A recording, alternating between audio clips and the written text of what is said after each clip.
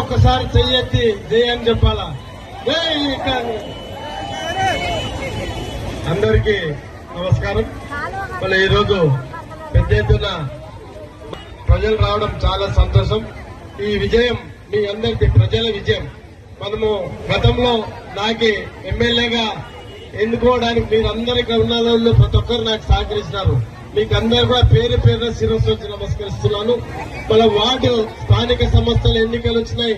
ఈ స్థానిక సంస్థల ఎన్నికల్లో మీరందరూ కూడా మా పార్టీ తరఫున ఏమన్నా ప్రతి ఒక్క వ్యక్తిని గెలిపించాలని కోరుకుంటూ, ఎందుకంటే నేను ఎమ్మెల్యేగా ఉన్నా మన పనులు కావాలి, వార్డుల్లో పనులు కావాలంటే మన ఎదుగో దున్నపోతు కట్టేసి ఆవుకు పాలు పిండమంటే రావు. మళ్ళీ ఆవుకే కట్టేయాల, ఆవే పాలిస్తుంది. మళ్ళీ ఎవరికో ఓటేస్తే మనకి వార్డులో పనులు కావు. దయచేసి ఆలోచన చేయండి. గతంలో నేను ఎమ్మెల్యేగా ఉన్నా మళ్ళీ అన్ని కూడా వార్డులో చాలా మటుకు చేసుకున్నాం. చేయాల్సిన అవసరం చాలా ఉన్నాయి. దయచేసి ఈ ఎన్నికల్లో మీరందరూ కూడా హస్తం గుర్తుకు ఓటేసి గెలిపేయాలని కోరుకుంటూ, ఇక్కడ వచ్చేసిన ప్రతి ఒక్కరు కూడా పేరు పేరున, ఎందుకంటే చాలా మంది పెద్ద ఎత్తున వచ్చినారు. ఈరోజు మళ్ళీ ఈ నామినేషన్ పర్వం 5 గంటల వరకు ఉంటది. మళ్ళీ వాళ్ళందరూ కూడా మీ అందరి సహాయ సహకారాలతో మనము ఇక్కడ మున్సిపాలిటీకి పంపిస్తే మీ స్థానిక సమస్యల మీద పూర్తిగా తెలిసిన వ్యక్తులు నిలబెట్టినాం. ఈసారి వాళ్ళు మీ సమస్యలను తీర్చడానికి మీ ముందుకు వస్తున్నారు. ప్రతి వార్డులో మీరు మద్దతు ఇవ్వండి. ఖచ్చితంగా మిమ్మల్ని గుండెల్లో పెట్టుకుని కాపాడుకునే బాధ్యత మా అందరి మీద ఉంది. 37 మంది వార్డు సభ్యుల మీద ఉంది. మిమ్మల్ని కాపాడుకుంటాం.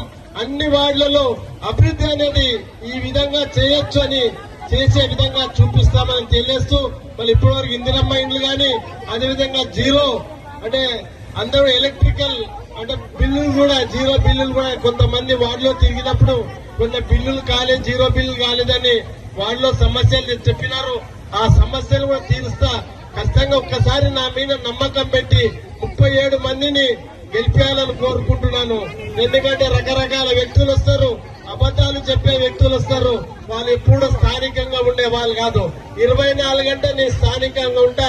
అర్ధరాత్రి వచ్చినా మీకు నా ఇల్లు ఎప్పుడు తెరిసే ఉంటాయి. వాకిళ్ళు అర్ధరాత్రి వచ్చినా పని చేయడానికి సిద్ధంగా ఉంటా.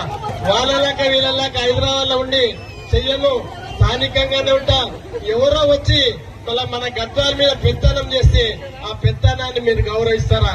ఒక్కసారి చూడండి, ఆలోచన చేయండి.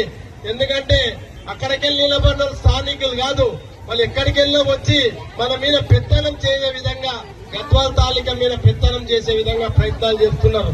ఒక్కసారి మీరందరూ ఆశీర్వదించండి.